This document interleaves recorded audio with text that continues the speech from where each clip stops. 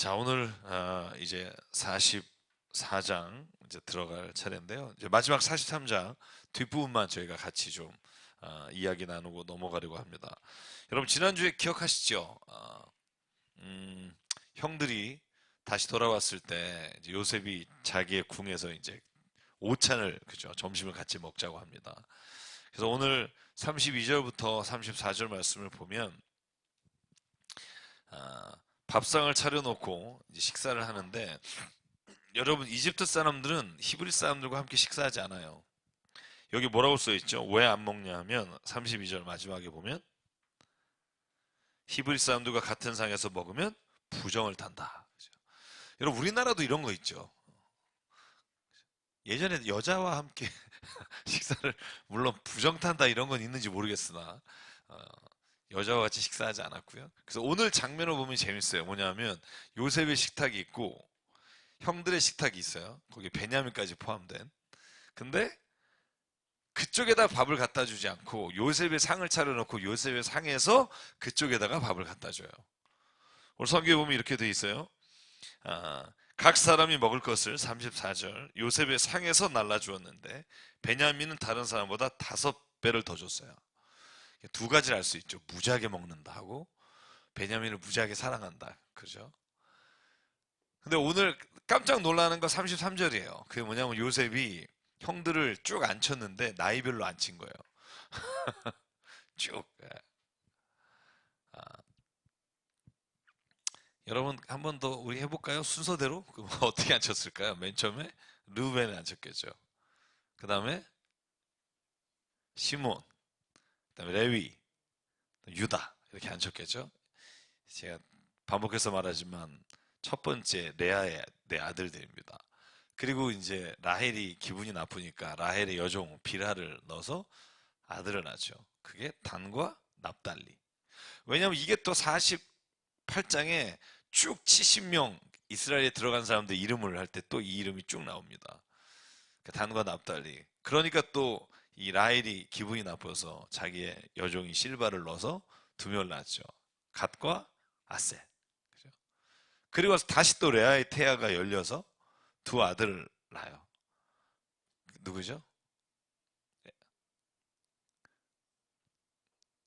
저, 갓, 아셀? 세 글자씩인데. 네. 이사갈, 스불론. 네. 그래서 그리고 나서 이제 요셉과 베냐민 이렇게 12명을 낳는단 말이죠. 근데 이 순서대로 안 친 거예요. 그래서 오늘 경기에 보면 뭐라고 돼 있냐면 그 사람들은 막내 이르기까지 나이 순서를 따라 앉게 되어서 어리둥절하고 서로 쳐다봤다는 거죠. 아, 이 사람이 어떻게 알지? 왜냐하면 약간 늑수구리한 동생들도 있을 거 아니에요. 그죠? 나이 차이가 뭐 그렇게 나질 않은 것 같아요. 그러면 늑수구리한 동생도 있을 텐데 이걸 어떻게 맞췄지? 이제 깜짝 놀라는 장면입니다. 그리고 나서 오늘 44장에 넘어가 보면 제가 이름을 이렇게 정했어요. 형들의 귀환과 요셉의 계략이에요. 그러니까 형들이 다시 이제 이스라엘로 가요. 가는데 요셉이 계략을 세웁니다.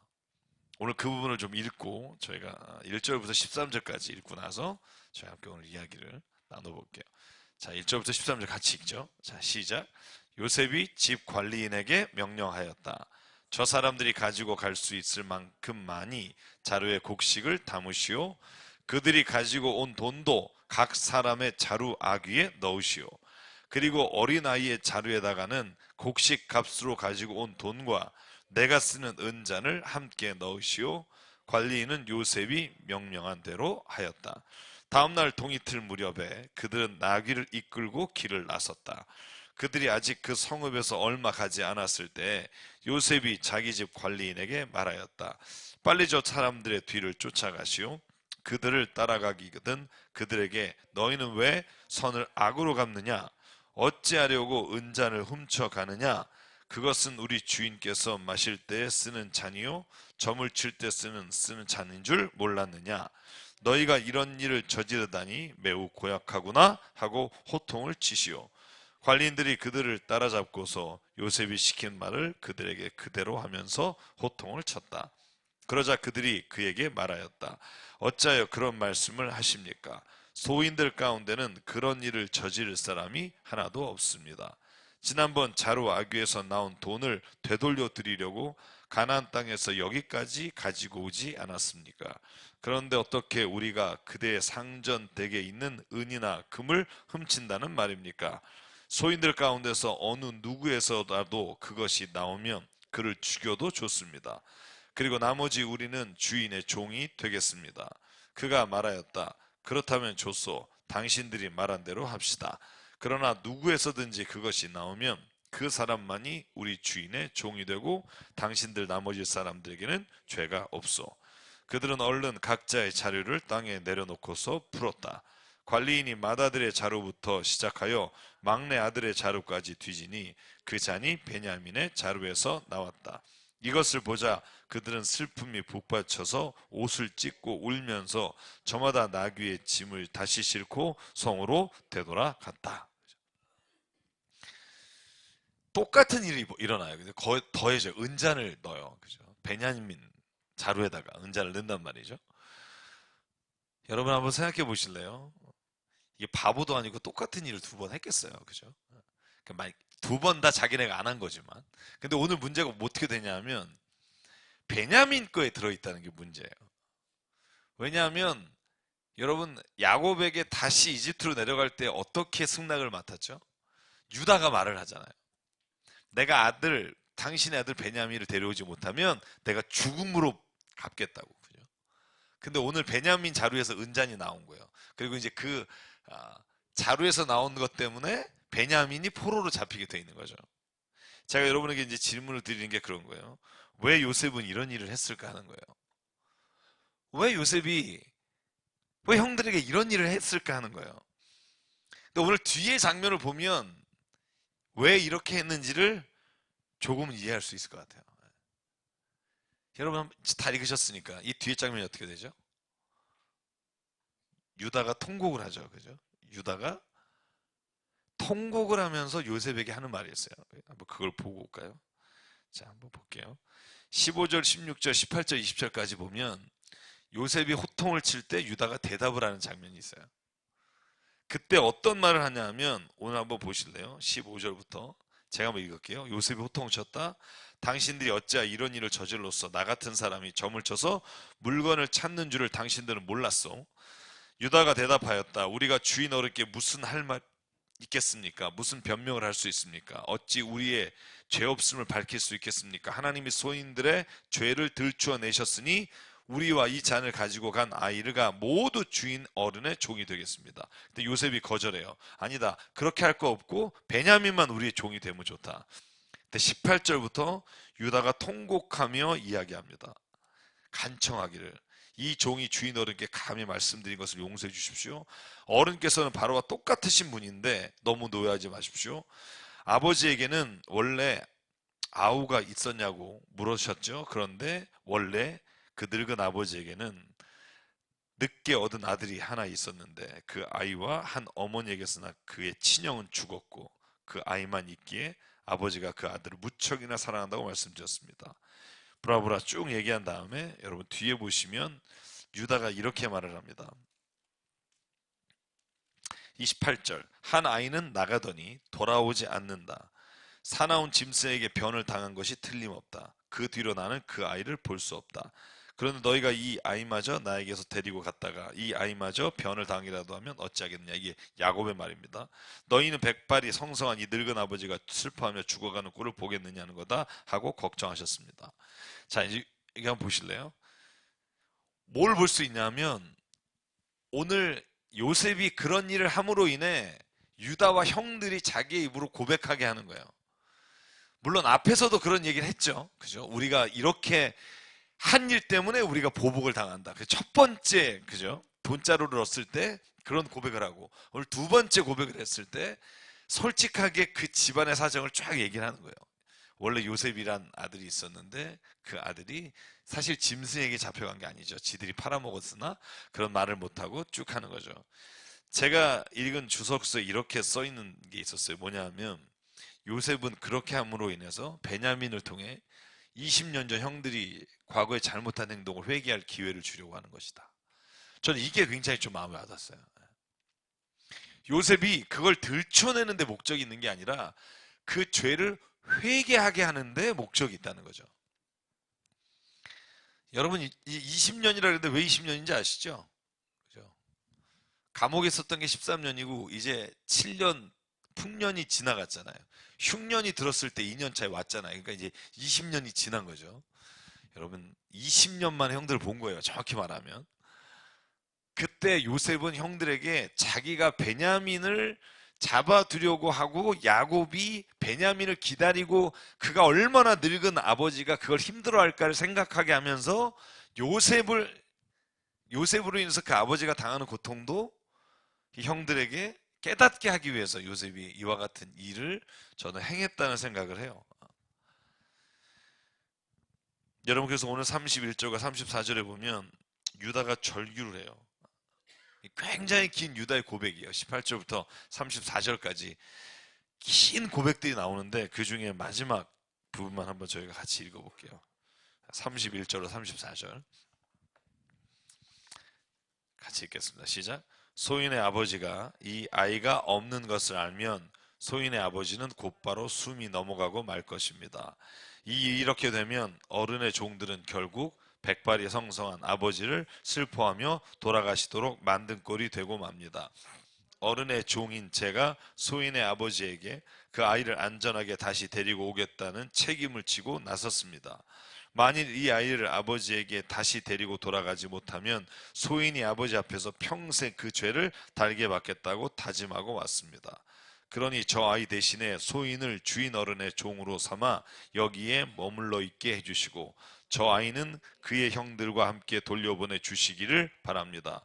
저 아이 없이 제가 어떻게 아버지 얼굴을 뵙겠습니까? 그럴 수는 없습니다. 저희 아버지에게 닥칠 불행을 제가 참아 볼 수 없습니다. 아멘. 여러분은 이 장면을 보면서 무슨 생각을 하게 돼요? 여러분, 이 장면을 보면서 두 가지예요. 하나는 지금 유다가 긴 설명을 해요. 그죠? 근데 원래 이걸 누가 해야 되죠? 집안의 족보로 보면 루벤이 해야겠죠. 처다들이. 그죠? 왜냐하면 어린 요셉을 동굴에 죽이려고 할 때 그러지 말자는 게 루벤이잖아요. 그죠? 그 다음에 시몬이 첫 번째 귀향길에 포로로 잡혀 있었잖아요. 근데 여기서는요, 유다가 뭐로 나와요? 맏형처럼 나와요. 전 이 장면에서부터는 유다가 어떻게 보면 이스라엘의 12아들의 가장 중심인 역할을 하는 게 유다라는 걸 알 수가 있어요. 제가 여러분에게 말했죠. 루벤은 왜 장자에서 아웃이 됐을까? 창세기에서 아버지의 여인 비라를 범했잖아요. 그죠? 그럼 시몬과 레위는 왜 아웃이 됐을까? 다나가 겁탈을 당했을 때 그 모든 그 부족들을 다 속이고 죽였잖아요. 그래서 여기 장면부터는 유다가 이스라엘 백성 혹은 12지파의 가장 큰 아들 격으로 대표로 요셉한테 말하는 장면이 나오는 거예요. 그래서 첫 번째 그걸 알 수 있고 두 번째는 뭘 여기서 읽을 수 있냐 하면 저는 오늘 요셉이 이 그러니까 10명 형들로부터 고난에 빠졌을 때 그 아버지가 얼마나 아프셨었겠다는 것을 처절하게 이제 깨닫는 거예요. 요셉을 팔아버렸을 때는요, 이 형들이 이런 마음을 갖지 못했다는 거예요. 왜냐하면 요셉을 미워하기도 했지만 그 마음을 헤아릴 수 있을 만한 성숙한 삶이 못 됐다는 거죠.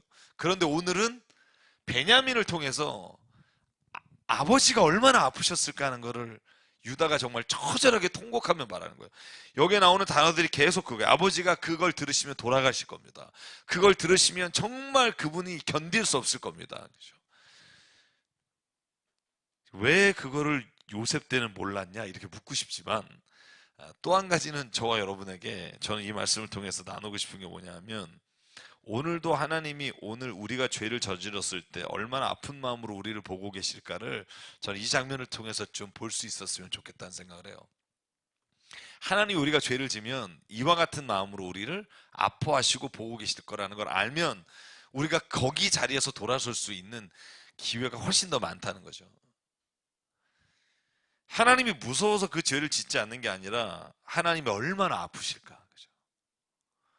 이게 오늘 저는 야곱의 형제들, 그러니까 요셉의 형제들이 깨닫는 일이라고 생각해요. 얼마나 아프실까. 하나님 우리가 죄 질 때 하나님 무서워서 막 이렇게 벌벌 떨면서 그걸 짓지 말아야겠다는 것보다 저는 하나님이 그 마음이 얼마나 우리를 보면서 아프실까. 그 마음이 들 때 진짜 우리가 죄를 이길 수 있다고 생각해요. 여러분 자녀가 여러분들이 막 무서워서 벌벌벌 떨면서 나쁜 짓을 안 했으면 좋겠어요? 아니면 부모의 마음이 너 얼마나 아플까? 그걸 생각하고서 그 아이들이 그 죄를 짓지 않았으면 좋겠어요. 저는 후자라고 생각해요. 저는 오늘 그걸 창세기 44장을 통해서 저는 하나님 우리에게 보여준다고 생각해요. 사랑하는 여러분, 오늘 요셉이 형들에게 혹은 베냐민에게 그 돈자루와 은잔을 넣음으로써 행해지는 것을 통해서 오늘 형들은 철저하게 깨닫는 거야. 아, 내가 진짜 과거에 잘못했구나. 이걸로 인해서 아버지가 얼마나 아프셨을까. 막 이런 걸 뼈저리게 깨닫는 거죠. 저희도 오늘 이걸 통해서 우리의 죄를 통해 하나님이 얼마나 아프실까를 좀 깨닫고 볼 수 있었으면 좋겠습니다. 얼마나 아프실까. 그럴 때 회개가 되는 거예요. 여러분, 무서우면 회개가 되지 않아요. 잘 생각해 보실래요? 아버지가 무서워서 내가 그 일을 안 했어요.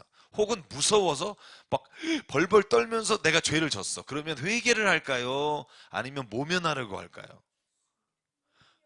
그치. 야, 진짜 고마워. 잘 보세요. 어떤 사람이 무서워서 죄를 안 지르려고 하면 그 순간을 모면하거나 걸리고 발각이 되면 내가 통회하며 회개하지 않아요. 내가 뭐 그게 그 큰 죄예요. 뭐 이렇게 나간다니까요. 왜? 이제 대상이 무서우면 막 벌벌 떨면서 안 그럴게요, 안 그럴게요 막 그러지만 사실 진심이 아니라니까요. 요 자리를 모면하려고 하는 거라니까요. 그리고 만약에 대상이 나보다 좀 약해진다. 저 아버지가 70 넘어간다 이러면 왜 이러십니까? 이게 탁 손 잡잖아요. 그죠? 중3들 그죠? 옛날에는 막 엄마가 오늘 뭐 어제도 우리 얘기하는데 안 해! 그럼 옛날에는 막 콕 이러다가 키가 엄마보다 커지면 안 해! 그럼 왜 이러십니까? 뭐 이런 거잖아요. 그렇게 되는 거예요. 왜? 무서워서 안 하게 되면. 근데 어떤 사람이 통곡하며 회개하냐면 나에게 이 일을 맡기거나 이 일을 부탁한 사람의 말씀을 듣지 않고 죄를 졌을 때 내가 그분이 얼마나 아프실까. 그죠? 그 마음을 아플 거라고 헤아리는 사람이 회개할 수 있어요. 내가 진짜 잘못했구나. 그죠? 만약에 엄마가 그죠? 거짓말하지 마 그랬는데 거짓말했어. 근데 엄마가 거짓말 안 하면 거짓말하면 때려. 그러면 아씨 오늘 와서 뭐라고 거짓말하지 뭐 그냥 또 그런 생각하는데 예를 들어서 엄마가 거짓말하지 말라 그러고 내가 거짓말한 걸 보고 얼마나 마음이 아프실까 그러면 내 마음도 똑같이 그 부모님에게는 회개하게 돼 있잖아요. 하나님 우리에게 원하시는 게 그런 자식인 거죠. 회개하는 자식. 그러니까 아버지의 마음을 이렇게 그대로 좀 깨달을 수 있는 자녀를 원하신다는 거죠. 저와 여러분이 그런 자녀가 되기를 원합니다. 45장이 이제 저희가 오늘 읽는 하이라이트 중에 하나인데 45장에 보면 드디어 그 이야기를 들은 요셉이 통곡해요. 통곡의 정도가 어느 정도냐 하면 오늘 한번 1절부터 4절까지 읽어볼까요? 네 번 웃는 가운데 여기에 통곡이 제일 커요. 자, 1절부터 4절 45장 읽을게요. 시작. 요셉은 북받치는 감정을 억누르지 못하고 자기의 모든 시종들 앞에서 그만 모두들 물러가라고 소리쳤다. 주위 사람들을 물러나게 하고 요셉은 드디어 자기가 누구인지를 형제들에게 밝히고 나서 한참 동안 울었다. 그 울음소리가 어찌나 크든지 밖으로 물러난 이집트 사람들에게도 들리고 바로의 궁에도 들렸다. 내가 요셉입니다. 아버지께서 아직 살아 계시다고요? 요셉이 형제들에게 이렇게 말하였으나 놀란 형제들은 어리둥절하여 요셉 앞에서 입이 얼어붙고 말았다. 이리 가까이 오십시오 하고 요셉이 형제들에게 말하니 그제야 그들이 요셉 앞으로 다가왔다. 내가 형님들이 이집트로 팔아넘긴 그 아우입니다. 영화로 하면 여기가 이제 하이라이트 아니겠어요? 그죠? 이 드라마에. 그죠? 지금까지 쭉 끌고 오다가 여기가 이제 막 어떻게 보면 심파주에 눈물도 나게 하는 막 이런 장면일 텐데 얼마나 크게 울었으면 바로의 궁전까지 그 울음소리가 들렸다는 거예요. 이집트의 총리 되시는 집에서 바로의 궁전이 얼마나 멀겠어요. 제가 가보진 않았지만, 가서 재보진 않았지만, 그 소리가 들릴 정도로 엉엉 거죠. 이제 한이 맺힌 게 풀린 거예요. 그죠? 여러분, 제가 늘 그런 말해요. 무슨 거래하거나 아니면 교인들끼리 아니면 다른 사람에게 어떤 관계를 맺을 때 사람의 마음에 한이 있게는 하지 마십시오. 그 말을 꼭 드려요. 한이 맺히게 하면 저는 그건 성경의 고백대로 하면 하나님이 들으신다는 거예요. 근데 그러려면 어떻게 해야 되느냐? 제가 이런 말을 해요. 마지막 말은 하지 마십시오. 마지막 말. 내가 진짜 이 사람하고 끝을 낼 때 내가 마지막 말을 한다. 이 마지막 말. 그건 하지 마십시오. 제 인생의 철칙이에요. 그게 남녀 관계든 아니면 돈의 문제든 뭐 교회에서든 어쨌든 마지막 말을 하지 마십시오. 왜냐하면 인생에서 그 마지막 말이 그 안에 한이 돼서 그 사람을 어떻게 이끌어갈지 모른다는 거예요. 여러분, 제가 지금 준비하면서 기억해내려고 하다가 못했어요. 영화 제목을. 제가 소설을 샀어요. 소설이 영화로 된 게 있어요. 근데 그게 내용이 뭐냐면 20살, 10대 후반 이때 여자하고 사랑을 했어요. 근데 그 여자가 자기 친구를 사귀는 걸 알게 된 거예요. 얼마나 열받아요. 우리가 현대말로, 그지? 요즘 학교에서 이런 말 안 쓰면 좋은데 빡친다 그러는 말 많이 쓰지. 애들 많이 쓰더라고요. 빡친다고 이렇게. 너무 열받으니까 자기가 이제 학교를 다른 대학으로 가면서 마지막 그 여에게 편지를 쓴 거예요. 저주의 말을. 네가 결혼하게 되면 이렇게 일어날 거다. 쫙 저주의 편지를 썼어요. 그리고 자기는 잃어버리고 30년 살았어요. 40년 가까이. 근데 나중에 그 사람들이 어떻게 살고 있는지에 대한 소식을 40년 뒤에 들은 거예요. 백발이 돼서. 그것도 우연치 않게 그 여인이 죽었다는 소식을 듣고 그 일기장을 찾으려고 하다가 이제 그 소식들을 들은 거예요. 근데 그 저주의 편지가 한 여인의 인생을 완전히 망쳤다는 걸 이제 나중에 알게 되는 거예요.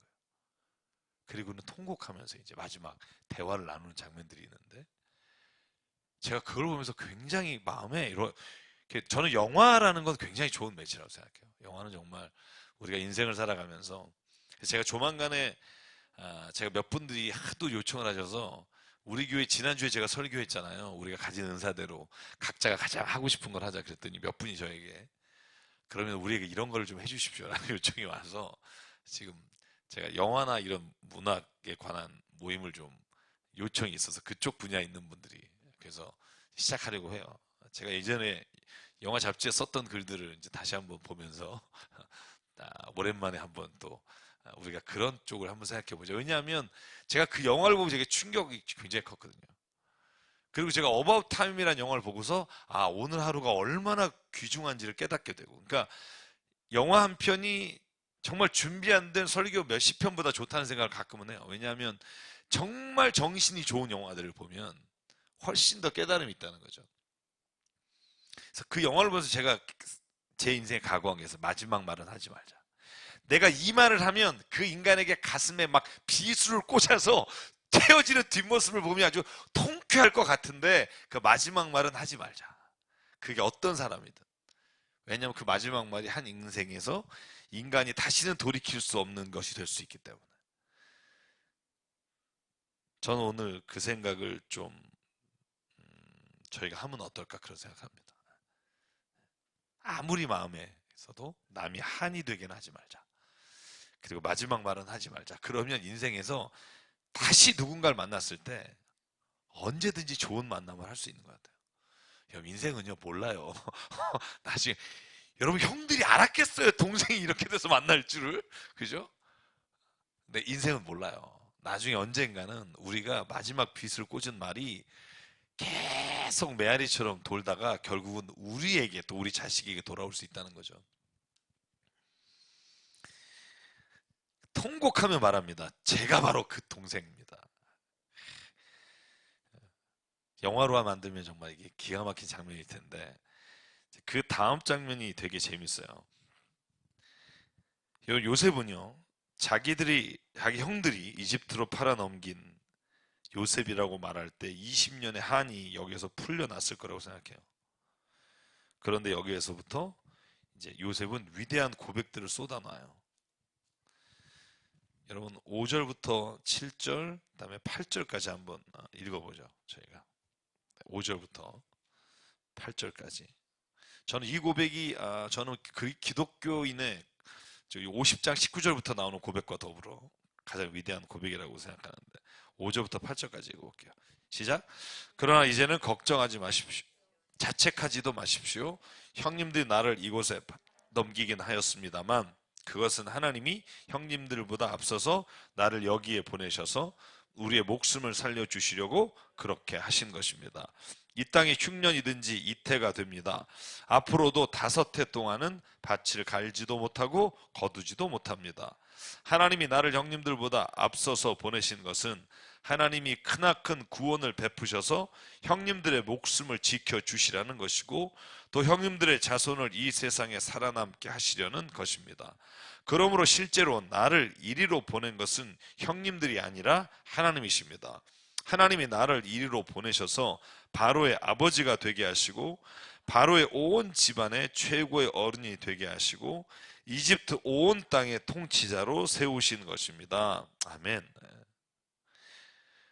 여러분, 이 고백에서 진짜 위대한 고백은 뭐냐 하면 요셉은 형들의 잘못을 깨닫게 하려고 베냐민에게 은잔을 넣었지만 그들을 정죄하는 데까지 가지 않았다는 거예요. 저는 이게 인간관계에서 굉장히 중요하다고 생각해요. 신앙인의 인간관계에서. 우리가 누가 잘못한 것에 대해서, 그죠? 요셉처럼 그를 깨닫게 하는 것까지는 전 필요하다고 봐요. 근데 진짜 성경 안에서 하지 말아야 될 건 정죄하는 거라고요. 그러니까 정죄하는 건 뭐냐면 예를 들어서 베냐민을 통해서 형들이 모였단 말이죠. 모여서 당신들이 나를 팔았던 내가 그 요셉이다 라고 말하고 너네들 이제 내가 나 알지? 막 이런 거죠. 그죠? 너 내가 20년 동안 어떻게 살았는 줄 알아? 이렇게 그 정죄하는 말은 던지지 않아요. 거기까지예요. 그러나 인식은 시켜줘요. 뭘 인식시켜줘요? 4절 마지막 절에 당신들이 팔아 넘긴 아우가 바로 납니다. 당신들이 어떤 일을 했는지는 알려줘요. 그런데 정죄하진 않아요.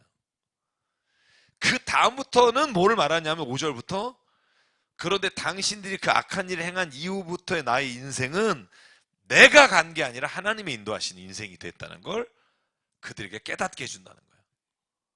저는 이 부분이 우리가 지혜를 얻을 때 하나님이 인간관계나 무슨 일을 해나갈 때 있어서 굉장히 중요한 거라고 생각해요.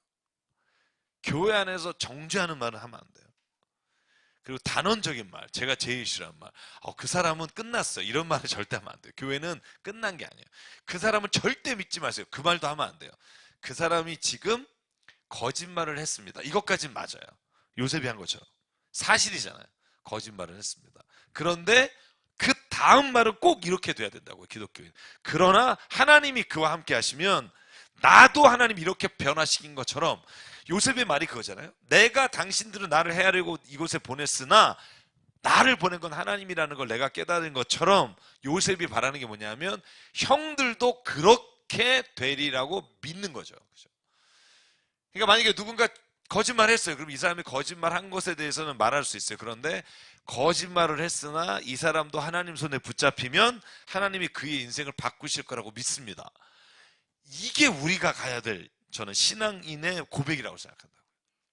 그게 셀이든 목회자든 어떤 사람이든 목사님 그 사람은요 진짜 조심하셔야 돼요. 그 사람은요 이상한 사람이에요. 이거 그 사람에 대해서 이미 끝난 거야. 그 사람에 대한 정리가 끝난 거예요. 그죠?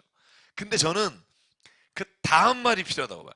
이 사람이 조금 이상합니다. 뭐 이런 일도 하고 이런 일도 했습니다. 그런데 우리가 그 사람에서 기도하고 그 사람을 위해서 우리가 하나님을 만났을 때 변화시킨 것처럼 하나님도 그 사람을 만나시면 그 사람도 이렇게 될 겁니다. 여러분 이 마지막 말이 하는 게 저는 그리스도인이라고 생각해요. 그게 우리 교회가 모임에서 해야 될 일이라고 생각해요. 근데 우리는 이제 가끔 보면 이러죠. 일러 너 걔 그런 거 알아? 절대 걔 앞에서 얘기하지 마. 그러면 뭐냐 되면 이제 편이 갈라지는 거예요. 편이.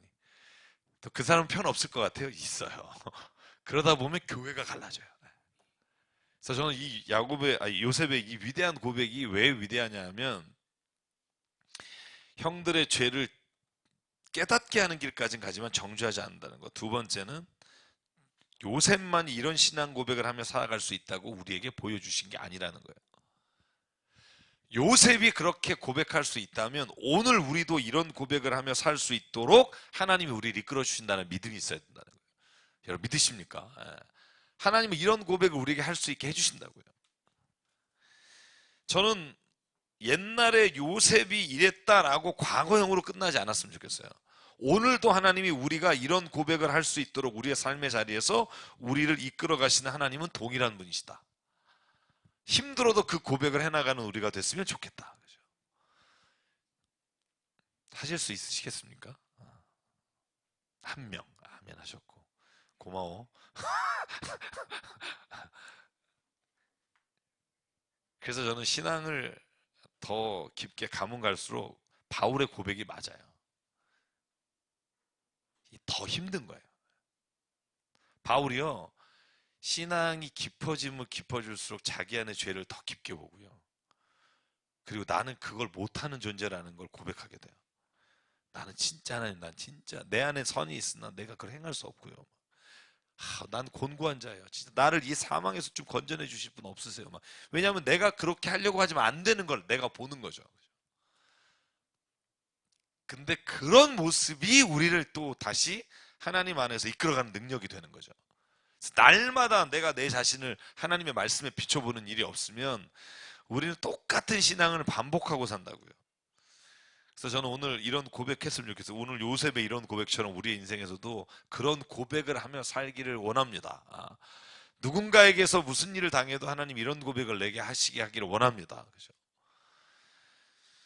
어렵지만 그런 일들이 우리에게 일어났으면 참 좋겠고요. 그걸 위해서 우리를 부르셨다고 믿습니다. 자, 근데 이거 시편 105편을 보니까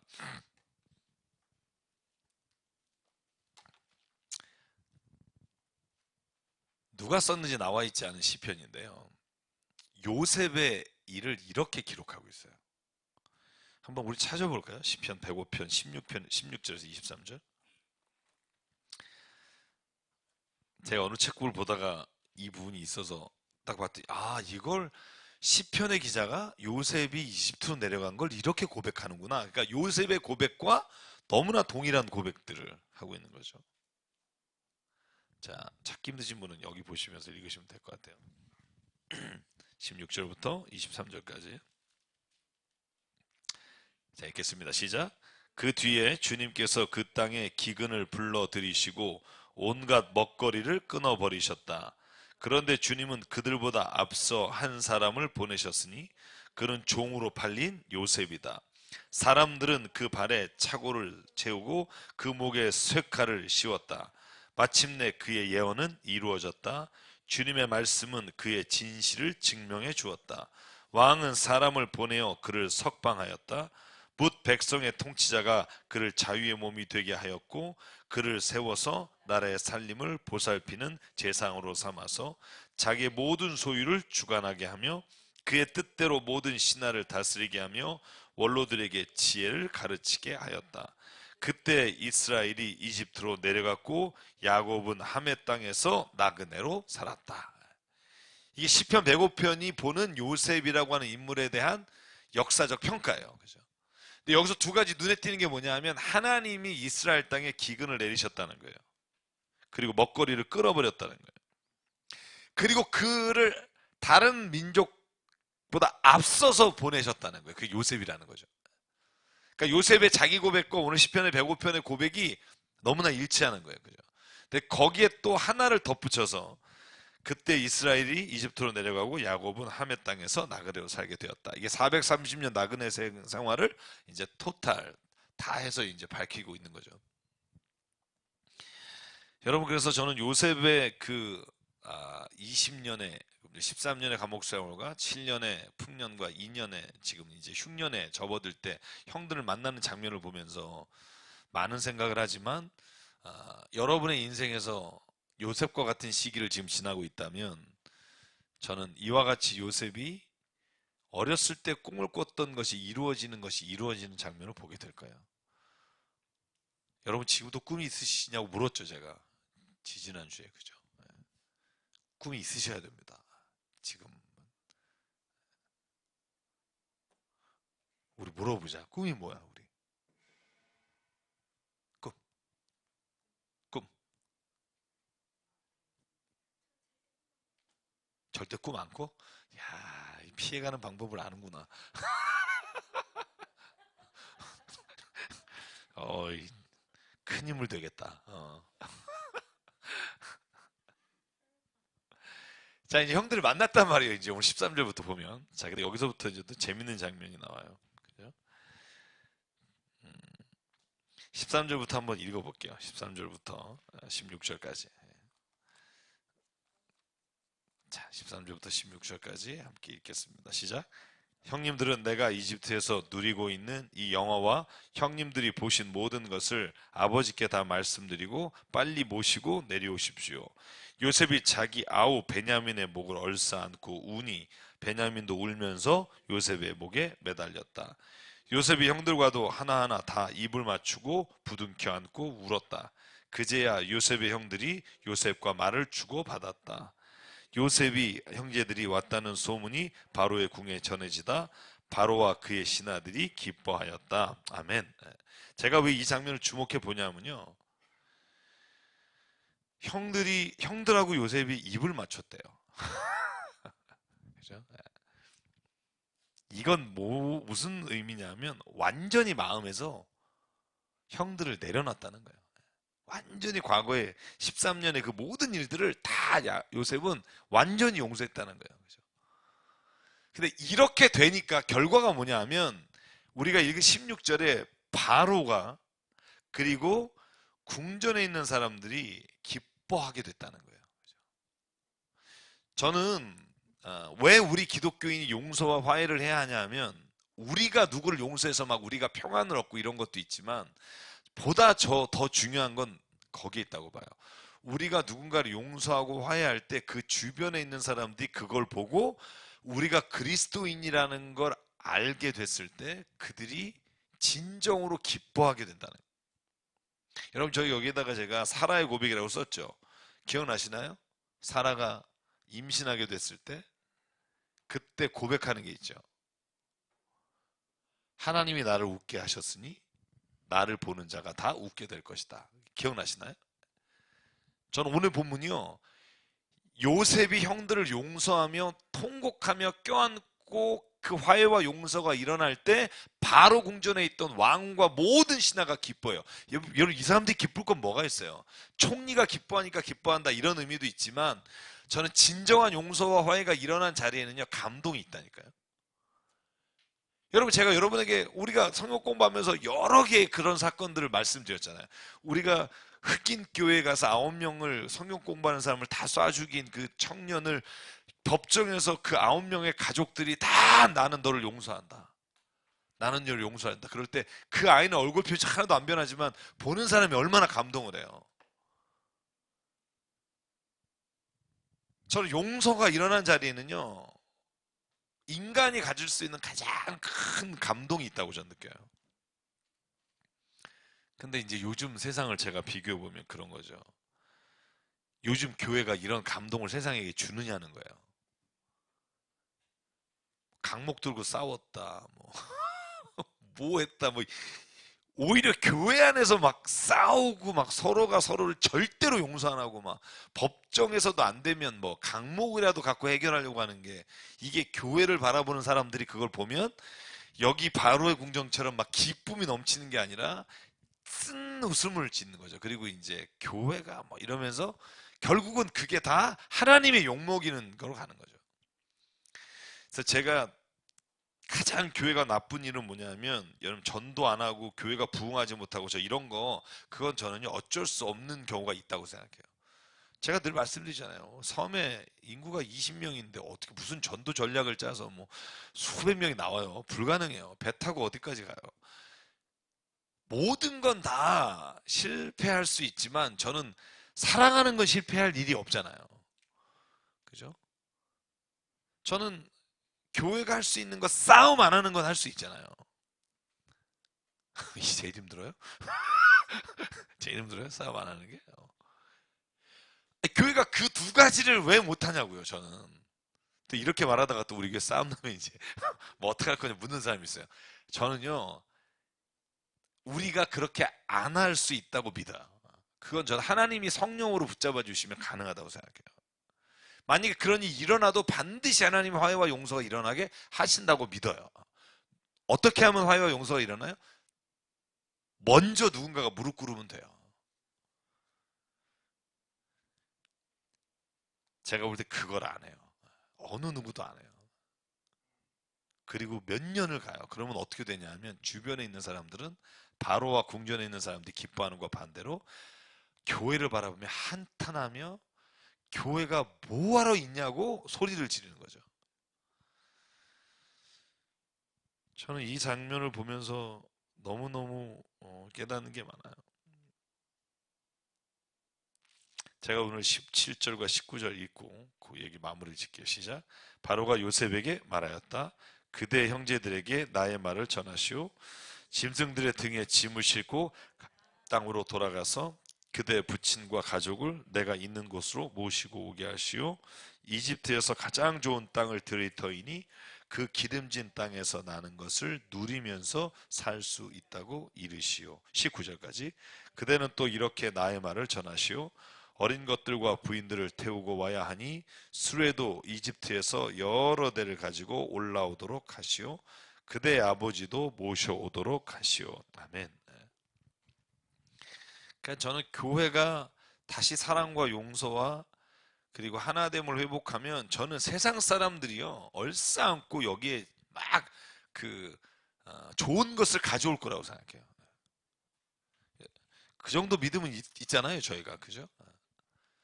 그래서 여러분이 있는 기관에 혹시라도 싸움이 있으면 저는 그리스도인이 모이는 곳에 제일 하나님이 싫어하는 게 싸우는 거예요. 누구에 대해서 욕하고 뒷말하는 거. 하나님 제일 싫어하신다고요. 저는 그걸 확신해요. 제가 장담해요. 제가 여기 있는 교우분 어떤 누구든 뒤에 가서 뒷말하는 경우는 없어요. 제가 올라가서 예화를 하는 경우는 있어도 누구에 가서 이 사람이 이렇다. 정말 그건 내가 하나님이 제일 싫어한다고 생각하기 때문에. 여러분 혹시라도 제가 누군가에서 뒷말하는 거 들으셨다면 제가 정말 회개할게요.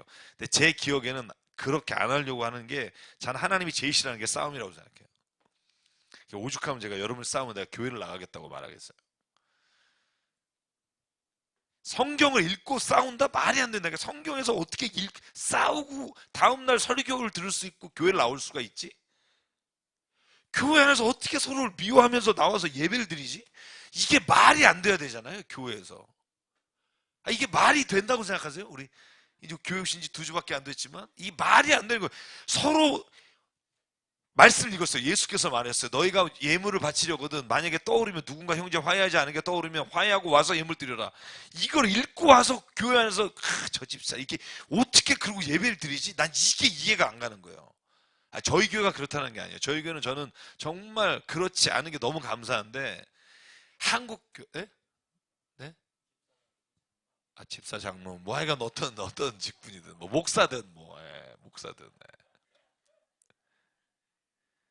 그래서 제가 하나님한테 기도할 때 하나님 내가 진짜 우리 교회에서나 아니면 어디서 가장 비천해서 막 처참해지는 자리에 가도 내가 만약에 그렇게 돼서 싸움만 안 일어날 수 있다면 난 그 기꺼이 가겠습니다. 이게 제 기도 제목이에요. 자, 막 내가 가장 천하게 돼도 교회 안에서 막 제 별거 아닌가 막 그렇게 돼도 만약에 내가 그렇게 돼도 우리 교회 안에서 싸움만 일어나지 않으면 저는 얼마든지 그걸 감당하겠습니다. 그거야. 내가 이렇게 말을 했으니까 그래야겠죠. 예. 제가 말하는 이유는 저도 그걸 저를 묶어놓기 위해서예요. 인간인데 그러고 싶은 사람 어디 있겠어요. 그래서 하나님이 그만큼 싫어하신다고요. 오죽하면 니네가 싸우는 거 내가 대신 죽을게. 예수께서 그랬겠냐고요. 유대인과 이방인이 싸우는 걸 막 끝내시기 위해서 가진 자와 가지지 못한 자가 싸우는 걸 끝내시기 위해서 그래서 십자가에 죽으셨다며요. 그죠? 근데 또 우리가 그러고 있는 건 저는 이건 죄라고 생각해요. 엄청난 죄예요. 예수께서 화해하시기 위해 죽으셨다며요. 그럼 이거 왜 있는 거예요? 방구 똥구예요? 이거 왜 읽느냐고요. 읽으면서 왜 이걸 내가 이러면 안 되겠다 생각을 못 하냐고요. 그러면 이런 얘기 많이 해요. 제가 그 교회마다 가서 얘기를 나눠보면 저쪽은 악이라는 거예요. 천만의 말씀. 서로 악이라고 생각하는 거지. 그러면 죄를 용납하니요? 아니요. 오늘 제가 말씀드렸잖아요. 잘못은 말해야 되지만 그러나 그것이 정죄함으로 인해 그 사람을 다시 일어나지 못하게 하면 제가 늘 이런 말을 해요. 쥐새끼도 도망갈 자리를 주면서 몰아야 된다고요. 아니면 물어버린다니까 고양이를. 아무리 누가 잘못했어도요, 한 100명이 모여서 나쁜 놈 그러면 어떻게든지 그 인간이 여기 100명 중에 하나 잡아서 너도 잘못했다는 걸 밝혀내서 싸움을 하려고 한다고요. 그렇기 때문에 사람을 정죄하면 안 돼요. 저는 그게 어떤 잘못된 목사님이라도 잘못된 것은 말하지만 사람을 정죄하기 시작하면 그 사람도 악이 받쳐서 싸운다니까요. 제가 말이 길어졌습니다만 저는 이거 바로가 여러분 신나가지고 야곱 온 식구 다 데려와라 수레도 보내줄게 먹을 것도 보내줄게 막 오죽하면 그런데 만약에 바꿔서 보실래요? 요셉이 만약에 10명의 형이 아버지가 돌아가실 때 딱 그들을 감옥에 가뒀다고 생각해 보세요. 20년의 한을 풀었다. 감옥에 딱 넣었어요. 그러면 바로와 그 신하들이 어땠을까요? 우리 총리 대신 짱 멋있다 이럴 수 있어요. 근데 뒤로 가서 뭐라 그럴까요? 저 인간 조심해야겠다. 저 인간 앞에서 뭐 이러지 않겠어요? 한번 걸리면 죽는다. 뭐 이런 생각하지 않겠어요? 그죠? 그러니까 결국은 이긴 것 같으나 이긴 게 아니라니까요. 사도 바울의 고백들이 다 맞아요. 우리가 승리한 자 같이 우리가 지는 자 같으나 이기는 자고 무명한 자 같으나 유명한 자요. 우리가 아무것도 가진 것 같지 않으나 모든 삶을 풍요롭게 하는 자요. 이런 고백은 어디서 나오냐 하면 돈이 있거나 힘이 있어서 나오는 게 아니라 이 그리스도의 마음이 있을 때 하나님께서 주신 은혜라고요. 세상이 그걸 보고 무릎을 꿇게 하는 은혜라고요. 그래서 저는 그 은혜가 힘들지만 우리가 그리스도인이 가는 곳마다 일어나는 주의 은혜가 되길 간절히 바랍니다. 그래야 살아요. 계속 이렇게 피켓 들고 이런 것들이 계속 방방곡곡에 지금 교회가 싸우고 있는 데가 소송 있는 데만 200개가 넘는 데는데 큰 교회만 조그만 교회 소송도 안 하니까 뭐 할 돈이 없어서 근데 그것만 제가 볼 때 이거 안 해도 저는 그리스도의 복음의 문이 확 열린다고 생각하거든요. 큰 교회는 다 있어요 지금 뭐 여의도 명성 여기 다 큰 교회 다 있다니까 이거 하시는 분들. 그래서 억울하게 하면 안 돼요. 어떤 사람이든 한을 품게 하면 조상 대대로 가서 이거 할 수 있다니까요. 그래서 교회 안에서나 어디서나 한을 갖게 하지 맙시다. 자, 이제 야곱이 기뻐하는 모습이 이제 26절부터 나옵니다. 우리 26절, 28절까지 같이 읽을게요. 자, 한 목소리 읽겠습니다. 시작. 그들이 야곱에게 말하였다. 요셉이 지금까지 살아 있습니다. 이집트 온 나라를 다스리는 총리가 되었습니다. 이 말을 듣고서 야곱은 정신이 나간 듯 어리벙벙하여 그 말을 고지 들을 수가 없었다. 그러나 요셉이 한 말을 아들들에게서 모두 전해 듣고 또한 요셉이 자기를 데려오라고 보낸 그 수레들을 보고 나서야 아버지 야곱은 비로소 제정신이 들었다. 이제는 죽어도 한이 없다. 내 아들 요셉이 아직 살아있다니 암 가고 내가 죽기 전에 그 아이를 보아야지 하고 이스라엘은 중얼거렸다. 그죠? 재밌죠? 요셉으로 시작해서 이스라엘이라고 끝나요. 그죠? 오늘 저는 이 야곱의 고백을 보면서 창세기 37장 11절에 요셉이 꿈을 말했을 때 형들은 그걸 미워하게 되고 아버지는 그 이야기를 마음에 두었더라. 기억나시나요? 그 마음에 두었던 일이 일어난 거죠. 저는 그래서 여기에 한마디를 더 붙였어요. 하나님은 우리가 믿음으로 한 말을 지금도 기억하고 계신다. 우리는 해놓고 잊어버릴 수 있지만 하나님 기억하셔서 그걸 너는 이랬는데 안 했어 그런 걸로 두시는 게 아니라 그 입에서 나온 고백들을 기억하시고 마음에 두시고 우리의 인생길에서 그것들을 이루어갈 때 하나님은 반드시 그걸 이끌어 주신다는 거예요. 저는 그 믿음이 있을 때 내가 오늘 이름을 까먹었다. 권태, 권택? 뭐이자예요? 최권택. 권태기도 반드시 입으로 내가 뭔가 되길 원합니다. 이렇게 하나님 앞에 고백하면 하나님이 들으시는 줄 믿습니다. 아멘. 아직 꿈을 안 꿔서. 그러니까 저는 하나님 앞에서 함부로 서원하면 안 되지만 이런 서원은 얼마든지 하면 좋다고 생각해요. 제가 아까 말씀드린 그런 서원 있잖아요. 하나님, 내가 제 인생에서 목회하는 동안 교회 안에서 이런 일이 일어나면 제가 이렇게 먼저 하겠습니다라든가, 그런 서원은 저는요 어렵지도 않잖아요. 무슨 뭐 내가 뭐 총리 대신이 되겠다, 이건 뭐 될지 안 될지 모르지만 그런 서원은 우리가 하나님 앞에서 살아가면서 할 수 있잖아요. 그죠? 저는 그렇게 우리가 고백하면 하나님이 그걸 지킬 수 있도록 이끌어 주신다고 생각해요. 지켜 주실 수 있다. 네. 질문 있으신 건가요? 질문?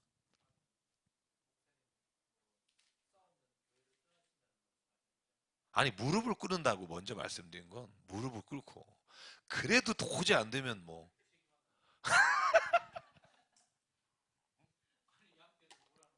아니, 그러니까 제가 말씀이 뭐냐면 제가 할 최선을 다하겠죠. 무릎을 꿇고 가장 비참한 자리에도 가고, 만약에 그랬는데도 이 싸움이 끊이지 않아서 이걸 해야 된다. 그러면 저는 그곳은 이제 교회도 이게 별로 존재해야 될 이유가 있을까라는 생각을 하게 돼요. 아니죠. 이거 말이 왜곡되는 게 순식간이구나. 어, 야, 이래서 싸우는구나. 또 이해가 가네, 갑자기 또. 그죠?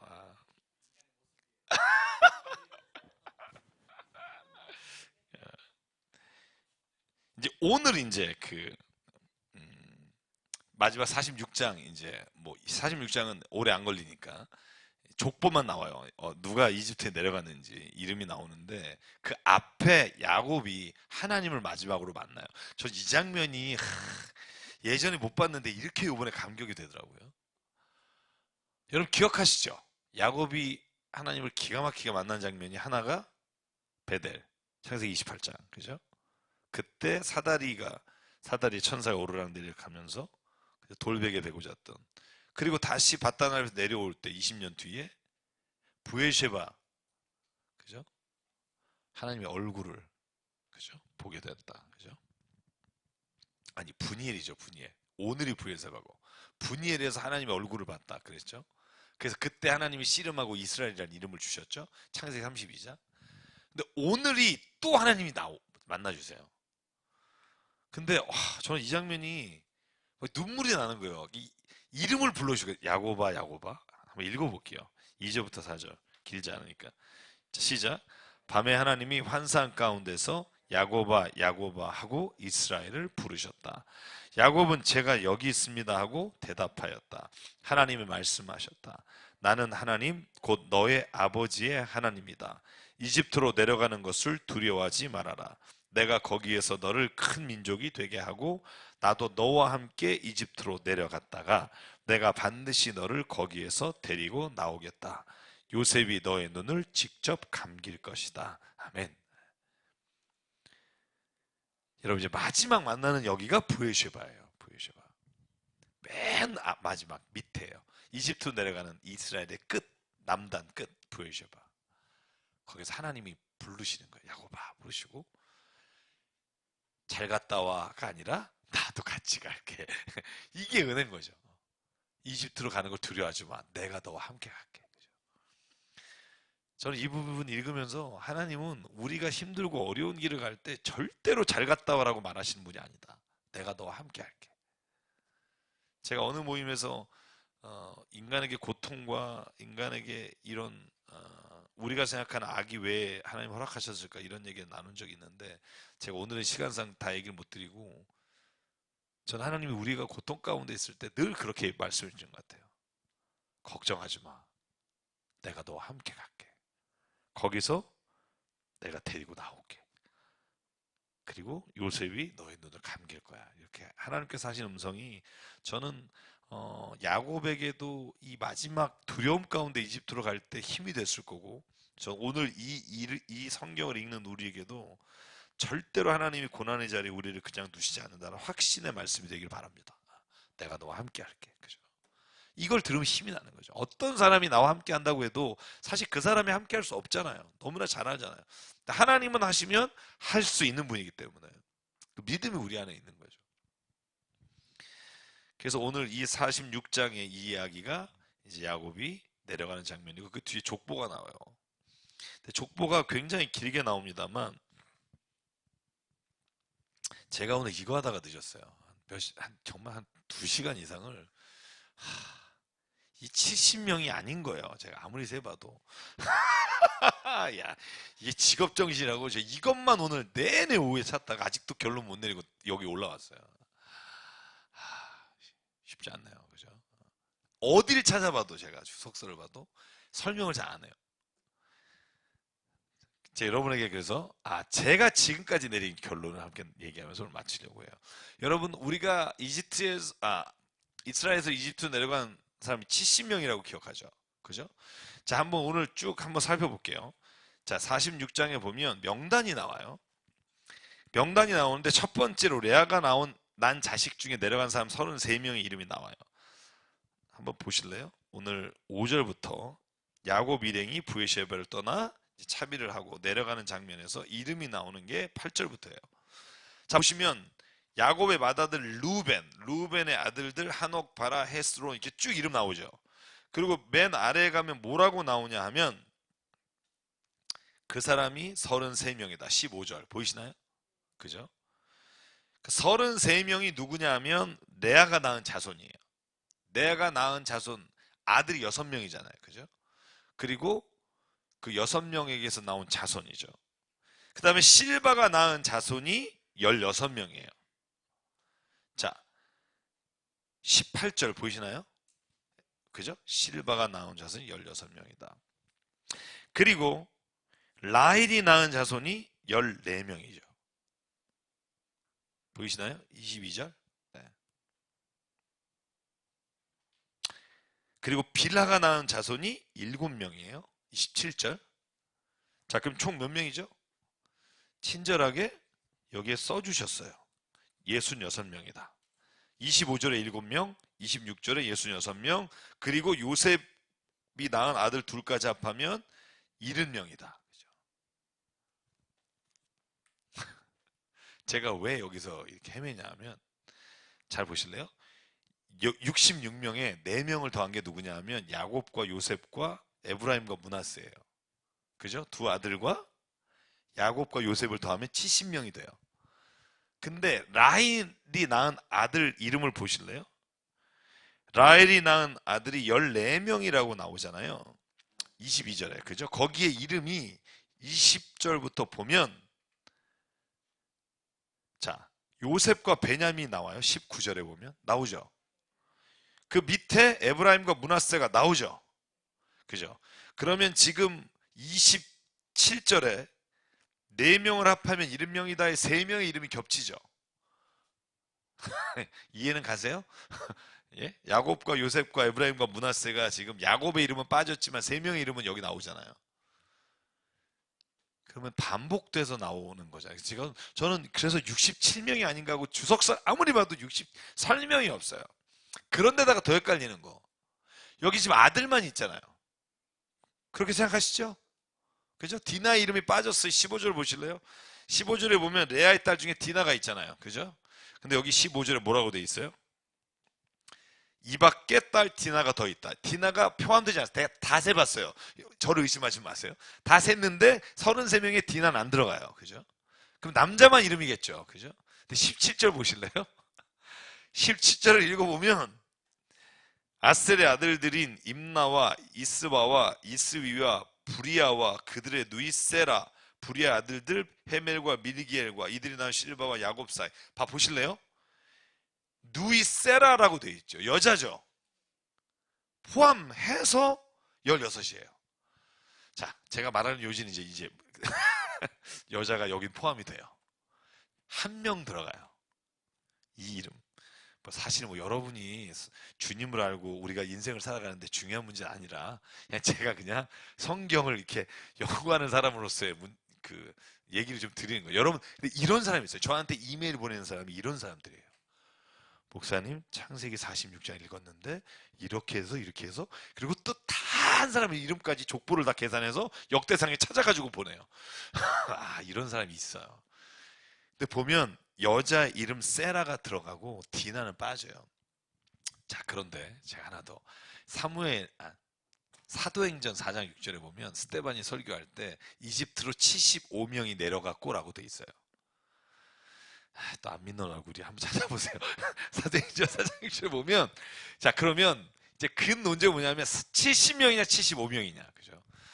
근데 재미있는 건 뭐냐면 셉투아진트라고 70인 영에는 75명이라고 돼 있어요. 예. 그리고 우리가 사마리아 번역이라고 하죠. 그죠? 거기에는 70명이라고 돼 있어요. 히브리어 번역본에는. 자, 제가 내린 결론이에요. 사람의 명수가 별로 중요하지 않다는 거죠. 여기서 말하려고 한 요지는 뭐냐면 70이라는 건 굉장히 중요한 숫자예요. 이스라엘에 있어서. 그죠? 그런데 숫자보다 더 중요한 게 뭐냐 면 저는 온 이스라엘 백성이 다 내려갔다는 데 초점이 있지 결코 숫자나 남성, 여성이 별로 의미가 없다는 걸 제가 말씀드리는 거예요. 제가 아무리 봐도 이걸 맞출 수가 없어요. 뭐 여러 가지 해석을 다양하게 하는 사람들이 있는데 제가 내린 결론은 뭐냐면 여기는 숫자가 중요하지 않다는 거고요. 성경에서 보면 우리가 중요하게 생각하는 아주 작은 것들 혹은 우리가 중요하게 생각하는 것들이 하나님 볼 때 전혀 중요하지 않을 수가 있다. 라는 생각을 제가 요번에 이 두세 시간을 찾으면서 제가 내린 결론이에요.